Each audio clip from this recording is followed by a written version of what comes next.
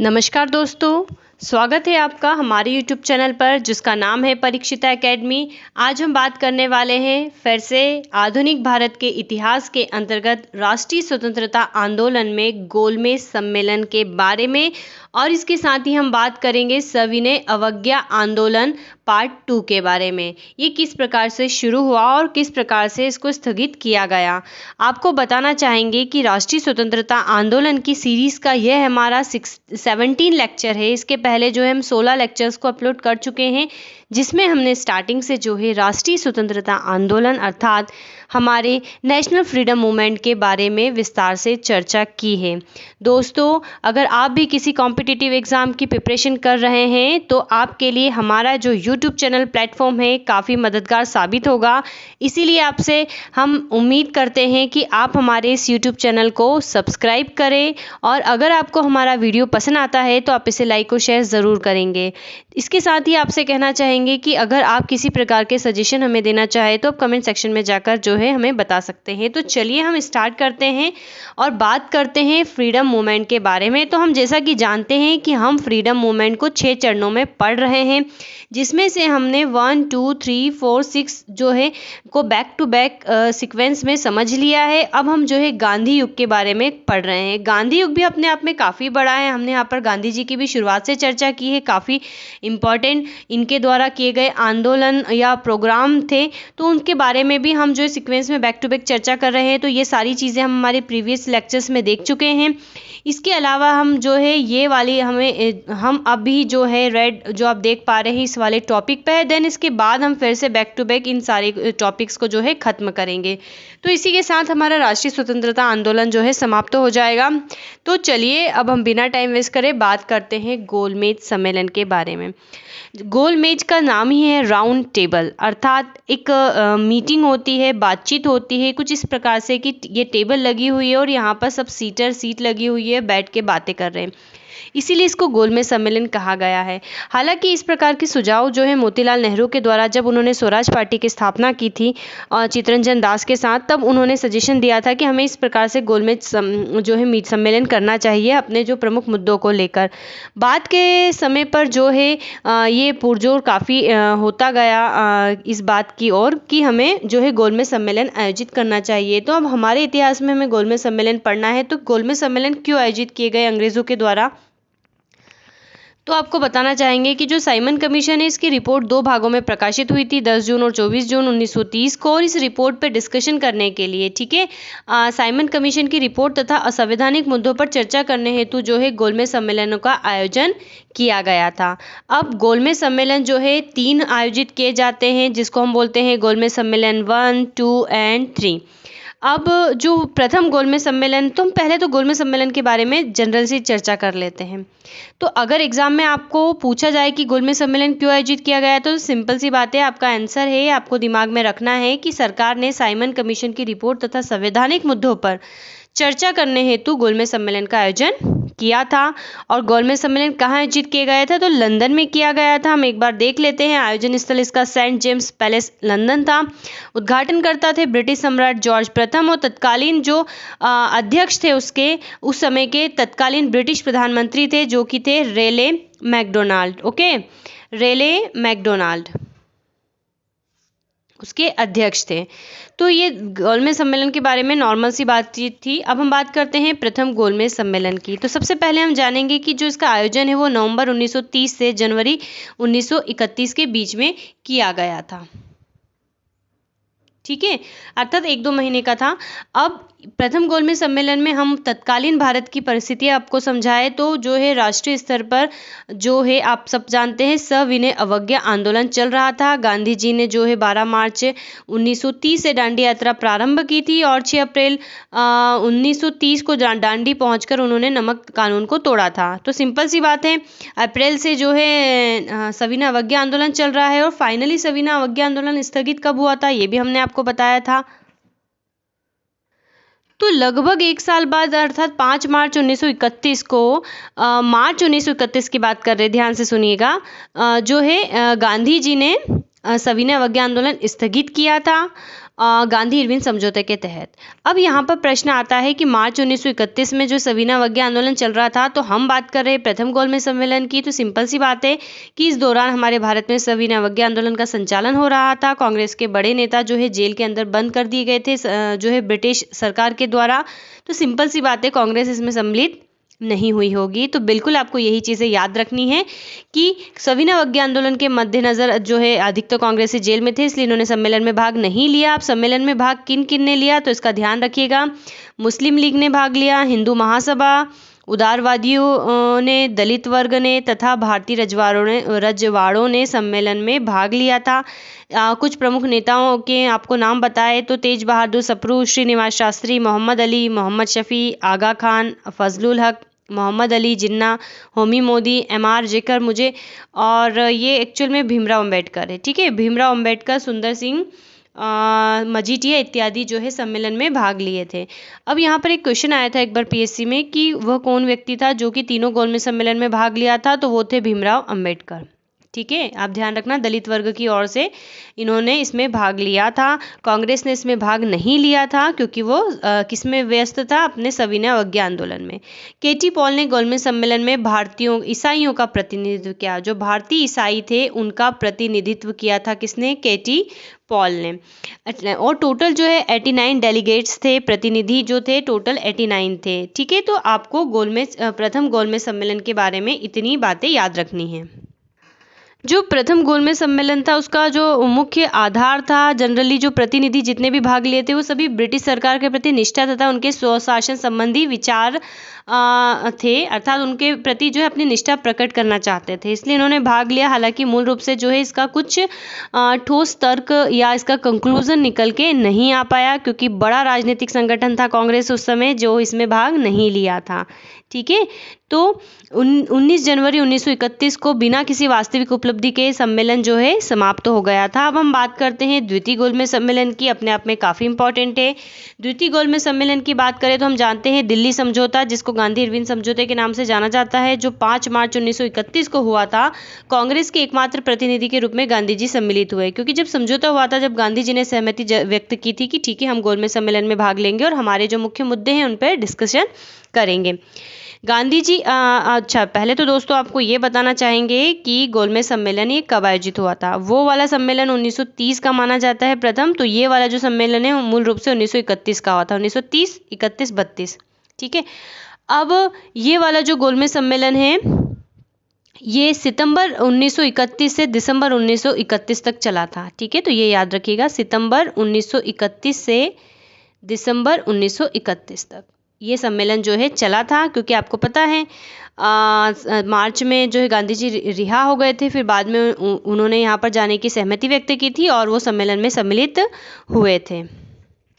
यहाँ पर आपको एक बात विशेष तौर पे बताना चाहेंगे हम, जो प्रथम गोलमेज सम्मेलन था, इस समय पे जो भारत के तत्कालीन वाइसराय थे वो थे लॉर्ड इरविन। ठीक है, आपको ये ध्यान रखना है क्योंकि द्वितीय गोलमेज सम्मेलन में वाइसराय बदल जाते हैं। तो कौन थे, लॉर्ड इरविन। गांधी इरविन समझौते से भी आप याद रख सकते हैं। अब जब द्वितीय गोलमेज सम्मेलन हुआ था तो इस द्वितीय गोलमेज सम्मेलन में जो भारत के वाइसराय थे वो थे लॉर्ड वेलिंगटन। ठीक है, और तृतीय गोलमेज सम्मेलन में भी यही थे। 1931 से 36 तक इनका जो है टाइम पीरियड रहा था वाइसराय के रूप में। तो ये जो है द्वितीय गोलमेज सम्मेलन जब हुआ था तो ये उस समय क्या थे, भारत के वाइसराय थे। क्वेश्चन एग्जाम में बनते हैं कि प्रथम गोलमेज सम्मेलन के दौरान भारत के वाइसराय कौन थे, तो लॉर्ड इरविन थे। द्वितीय गोलमेज सम्मेलन और तृतीय गोलमेज सम्मेलन के दौरान भारत के जो वाइसराय थे लॉर्ड वेलिंगटन थे। ठीक है, तो इतनी बातें आप याद रखिएगा।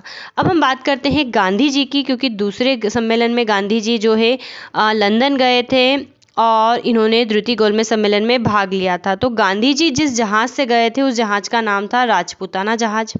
ठीक है, याद रखिएगा। और इनके साथ जो है महादेव देसाई, मदन मोहन मालवीय, देवदास गांधी, इनके पुत्र घनश्याम दास बिरला, पता है आपको, हमने बताया था घनश्याम दास बिरला कौन है, और मीराबेन जो है प्रमुख थी। यद्यपि इस गोलमेज सम्मेलन से मतलब गांधी जी को बहुत कुछ उम्मीद थी, हालांकि कुछ इनको प्राप्त नहीं हुआ था। ठीक है, क्योंकि अधिकांश जो ब्रिटिश खेमा था जो गांधी इरविन समझौता हुआ था उससे नाराज था, क्योंकि वो ऐसा मानते थे कि अरे यार इरविन ने तो कांग्रेस के आगे घुटने टेक दिए और बहुत सारी इनकी बातों को मान लिया है। और दूसरे दल के भी लोग यहाँ पर जो है गए थे। ठीक है, गांधी जी द्वितीय गोलमेज सम्मेलन में किंग्सले हॉल में ठहरे थे। ये फैक्ट आपको याद रखना है। सांप्रदायिक समस्या पर विवाद के कारण सम्मेलन भी असफल रहा था। एक्चुअल में तत्कालीन जो ब्रिटिश प्रधानमंत्री थे रैमजे मैकडोनाल्ड, उन्होंने जो है सांप्रदायिकता का खेल खेला था। हम बताते हैं किस प्रकार से। तो द्वितीय गोलमेज सम्मेलन जो हुआ था मैकडोनाल्ड की इस घोषणा के साथ समाप्त हुआ था। ठीक है, ये श्रम नहीं आएगा यहाँ पर। ठीक है, तो ये श्रम मतलब पढ़िएगा। तो क्या हुआ था कि जो रैमजे मैकडोनाल्ड है, इसने क्या घोषणा की थी कि भैया 2 मुस्लिम प्रांत, उत्तर पश्चिमी सीमांत प्रांत और सिंध का गठन किया जाएगा। ये संध्या नहीं है, सिंध है। सिंध का गठन किया जाएगा। भारतीय सलाहकार परिषद की स्थापना की जाएगी। 3 विशेषज्ञ समितियां, वित्त, मताधिकार एवं राज्य संबंधी समितियों का गठन किया जाएगा। यदि भारतीयों में सहमति नहीं हो सकी तो सर्वसम्मत सांप्रदायिक निर्णय की घोषणा की जाएगी। अर्थात सांप्रदायिकता का जो खेल खेला गांधी जी से जो है काफ़ी नाखुश थे, इसलिए सम्मेलन असफल माना जाता है। और फिर क्या होता है, 28 दिसंबर 1931 को गांधी जी जो है भारत लौट आते हैं। ठीक है, 28 दिसंबर 1931 को गांधी जी भारत लौट आते हैं और सम्मेलन से वो काफ़ी जो है हताश होते हैं, इसलिए वो 29 दिसंबर 1931 को सविनय अवज्ञा आंदोलन फिर से प्रारंभ करने की घोषणा कर देते हैं। ठीक है, तो ये कब से नहीं है, क्या है, फिर से जो है अपना सविनय अवज्ञा आंदोलन प्रारंभ कर देते हैं। जिन उम्मीदों के साथ उन्होंने अपना सविनय अवज्ञा आंदोलन स्थगित किया था गांधी इरविन समझौते के तहत, और उन्हें सांप्रदायिकता का जो मुखौटा देखना पड़ता है कहाँ पर, द्वितीय गोलमेज सम्मेलन में, तो भारत लौटते हैं और क्या करते हैं, तो सविनय अवज्ञा आंदोलन फिर से प्रारंभ करने का निर्णय लेते हैं। तो चलिए, अब ये फिर से सविनय अवज्ञा आंदोलन पढ़ रहे हैं तो आप समझ रहे होंगे कि तृतीय गोलमेज सम्मेलन में कांग्रेस भाग नहीं लेगी। अब हम बात करते हैं तीसरे गोलमेज सम्मेलन के बारे में। तीसरे गोलमेज सम्मेलन के बारे में बात करें तो ये हुआ था 1932 में। ठीक है, एकदम सीक्वेंस में हुए। प्रथम 1930 में हुआ था, द्वितीय 1931 में हुआ था और तृतीय 1932 में हो रहा है। तृतीय गोलमेज सम्मेलन हुआ था। आप समझ जाइए कि आप यहाँ पर भारत के वाइसराय कौन है, तो लॉर्ड वेलिंगटन है, हमने बताया आपको। अब भारतीय राष्ट्रीय कांग्रेस और गांधी जी जो है इसमें भाग नहीं लेते हैं। इसके विभिन्न अनुशंसाएं होती हैं, मार्च 1933 में एक श्वेत पत्र में प्रकाशित होती हैं। ठीक है, क्योंकि फिर से यहाँ पर जो है कांग्रेस भाग नहीं ले रहा है और वही जो है दलित वर्ग या उदारवादी वर्ग जो है इन्होंने पार्टिसिपेट करा है, और इसकी अनुशंसाएं जो हैं, जो भी सम्मेलन में निष्कर्ष निकलते हैं, वो मार्च 1933 में एक श्वेत पत्र में प्रकाशित होते हैं। इस दौरान फिर से भारत में क्या स्टार्ट हो गया दोस्तों, सविनय अवज्ञा आंदोलन चल रहा है, और इधर जो है तृतीय गोलमेज सम्मेलन का जो आउटपुट निकल के आता है कि वो एक श्वेत पत्र प्रकाशित करते हैं, जिस पर बाद में ब्रिटिश संसद में चर्चा होती है। अनुशंसाओं के विश्लेषण के बाद एक संयुक्त समिति गठित होती है और भारत के लिए एक नया अधिनियम बनाने को कहा जाता है, और बहुत बहुत इम्पोर्टेंट अधिनियम है आज के हमारे परिप्रेक्ष्य में भी। और ये जो समिति होती है फरवरी 1935 में एक विधेयक का मसौदा प्रस्तुत करती है, और जुलाई 1935 में भारत सरकार अधिनियम 1935 के रूप में पारित किया जाता है। ठीक है, फिर संविधान का एक काफ़ी इंपॉर्टेंट होता है भारत शासन या भारत सरकार अधिनियम 1935 पारित होता है, और हमारा जो आज का वर्तमान संविधान है उसमें भी जो है इसका काफ़ी वेटेज है, इस वाले संविधान का जो है काफ़ी वेटेज है। तो दोस्तों ये बात थी गोलमेज सम्मेलन के बारे में। अब हम थोड़ा सा और पढ़ लेते हैं कि अब उस समय की फिर से परिस्थितियाँ क्या चल रही है। तो सविनय अवज्ञा आंदोलन जो है स्टार्ट हो चुका है, गांधी जी के द्वारा फिर से घोषणा कर दी गई है, और कब से हुई है, तो ये हमने बताया आपको 29 दिसंबर 1931 से। फिर से सविनय अवज्ञा आंदोलन के वही सारे प्रोग्राम होते हैं, जनसभाएं होती है, और जो गांधी जी ने 11 सूत्र बनाए थे प्रथम में, टैक्स नहीं दिया जाना, या फिर जो है किसी भी कानून का उल्लंघन करना, उसको नहीं मानना, इस प्रकार के प्रोग्राम आयोजित किए जाते हैं। और कुछ ही दिनों में 4 जनवरी 1932 को गांधी जी को फिर से क्या कर लिया जाता है, गिरफ्तार कर लिया जाता है, इसलिए क्योंकि वे द्वितीय गोलमेज सम्मेलन का जो है आगाज कर रहे हैं, वही जो अंग्रेज़ों के थे। और इस दौरान जो है सरकार ने क्या करा, अब सरकार क्या है, थोड़ा सा प्रिंट मिस्टेक हमसे हो गया है। अब जब गांधी जी को गिरफ्तार कर लिया जाता है तो सरकार क्या करती है, प्रशासन को असीमित मनमानी शक्तियां देने वाले अनेक अध्यादेश पारित कर देती है। ठीक है, क्योंकि अब वो फिर से आंदोलन को कुचलना चाहती है। सभी स्तरों पर कांग्रेसियों के संगठन को प्रतिबंधित कर दिया जाता है, राजनीतिक कार्यकर्ताओं को जेल में डाल दिया जाता है, प्रेस पर प्रतिबंध लगा दिया जाता है, संपत्ति कुर्क कर ली जाती है लोगों की, नागरिक अधिकार समाप्त हो जाते हैं, महिलाओं को प्रताड़ित किया जाता है। मतलब जो सब कुछ ये कर सकते थे वो सब कुछ ये करते हैं। और राष्ट्रवादी साहित्य पर प्रतिबंध लगा दिया जाता है, क्योंकि इन सब लोग इनके जो भी हम पढ़ रहे हैं इसके अपार्ट में एक अलग ही एक चीज़ चल रही है साहित्य की। जो भारत के कुछ लोग हैं उस समय जो है साहित्य के थ्रू भी जन जागृति को बहुत प्रेरित कर रहे थे, कविताओं का काफ़ी प्रभाव पड़ता था, तो इन्होंने राष्ट्रवादी साहित्य पर प्रतिबंध लगा दिया। और उस दौरान 80,000 सत्याग्रहियों को जेल में डाल दिया जाता है। ठीक है, दल नहीं दिया जाता है, डाल दिया जाता है। ठीक है, डाल दिया जाता है। अप्रैल 1934 जब ये सारी चीज़ें चल रही है और अप्रैल 1934 में फाइनली गांधी जी सविनय अवज्ञा आंदोलन वापस लेने की घोषणा कर देते हैं। ठीक है, तो काफ़ी लंबा चला है द्वितीय जो सविनय अवज्ञा आंदोलन पार्ट 2 है, काफ़ी लंबा चला जो है। दिसंबर 1931 से स्टार्ट हुआ था, तो 32 पूरा, 33 पूरा और फिर 34 में गांधी जी जो होते हैं इस आंदोलन को वापस लेने का निर्णय लेते हैं। ठीक है, तो ये चीज़ें आपको याद रखना है। अब सांप्रदायिक निर्णय और पुनः समझौता भी इसके बाद की एक प्रमुख घटना है। क्या होता है, तो एक लॉथियन समिति होती है जो भारतीय मताधिकार समिति होती है, उसको लॉथियन समिति कहा गया था, के आधार पर ब्रिटेन के प्रधानमंत्री क्या करते हैं, मैकडोनाल्ड, अगस्त 1932 को सांप्रदायिक निर्णय की घोषणा करते हैं।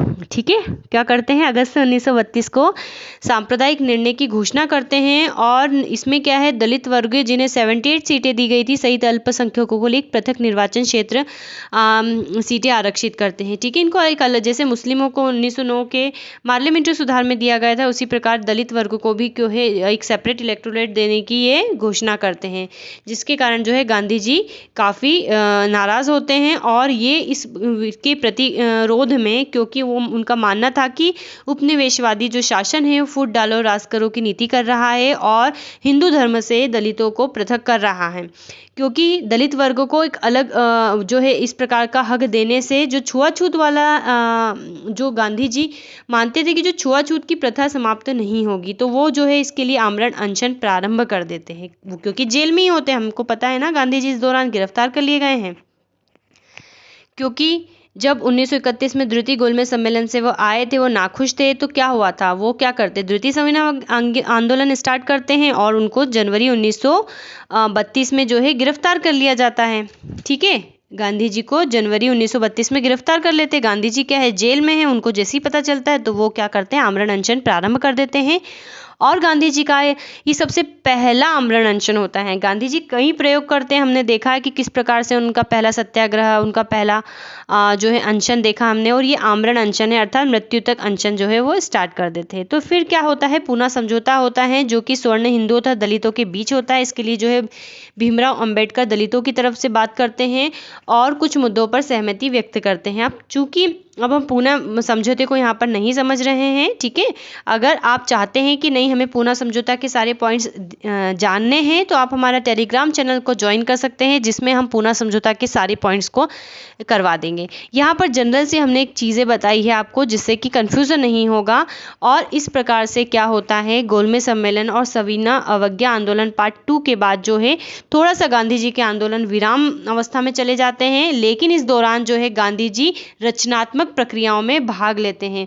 वो हरिजन जो है दलितों को वो इनसे काफ़ी आहत होते हैं, ठीक है, जो सांप्रदायिक चल रहा था, सांप्रदायिकता उस समय काफ़ी चरम पर थी, तो इसके लिए वो क्या करते हैं, छुआछूत को समाप्त करने के लिए कई कार्यक्रम चलाते हैं और जो दलित वर्ग है उसको हरिजन कहकर संबोधित करते हैं सर्वप्रथम। अर्थात हम आपको ये समझाने की कोशिश कर रहे हैं कि जब आंदोलन सविनय अवज्ञा आंदोलन समाप्त हो गया तो गांधी जी रचनात्मक प्रक्रिया में जुट जाते हैं, ठीक है, खादी को बढ़ावा देना, छुआछूत को समाप्त करना, इस प्रकार के वो जो है कार्यक्रम तय करते हैं। तो दोस्तों यहाँ पर हमने बात करी आज गोलमेज सम्मेलन और सविनय अवज्ञा आंदोलन की। इसके बाद यदि आपने हमारा इंडेक्स देखा है तो जैसा कि हम जानते हैं, हम राष्ट्रीय स्वतंत्र आंदोलन में गांधी युग पढ़ रहे हैं। उसके बाद जो है अब हमने इस पॉइंट की चर्चा की। अब इसके बाद हम बात करेंगे कि सविनय अवज्ञा आंदोलन के बाद जो भविष्य की रणनीति होती है उस पर किस प्रकार से बहस होती है, क्योंकि हमें पता है इस दौरान 1935 में भारत शासन अधिनियम पारित किया जाता है, काफ़ी इम्पॉर्टेंट होता है। वैसे तो हम पॉलिटी में इसको पढ़ेंगे, लेकिन कुछ हद तक इसको भी डिस्कस करना काफ़ी ज़रूरी है। और इस दौरान विभिन्न दल उभर कर सामने आते हैं, ठीक है। नेहरू का युग आता है, सुभाष चंद्र बोस जो होते हैं काफ़ी परचम अपना लहराते हैं। तो इस प्रकार से सारी चीज़ें चल रही हैं। इनफैक्ट अब तो चुनाव में जो है कांग्रेस पार्टिसिपेट कर रही है, प्रांतों में कांग्रेस शासन होता है। तो सारी चर्चा जो हम करेंगे बैक टू बैक, जैसा कि हमने आपको हमारी जो सिलेबस है उसकी रूपरेखा समझाई थी। सो फ्रेंड्स, आपसे यही कहना चाहेंगे कि अगर आपको हमारा ये वीडियो पसंद आया है तो हमारे चैनल को लाइक करें, हमारे चैनल को सब्सक्राइब करें, हमारे वीडियो को लाइक करें, शेयर करें। Thanks for watching and have a nice day.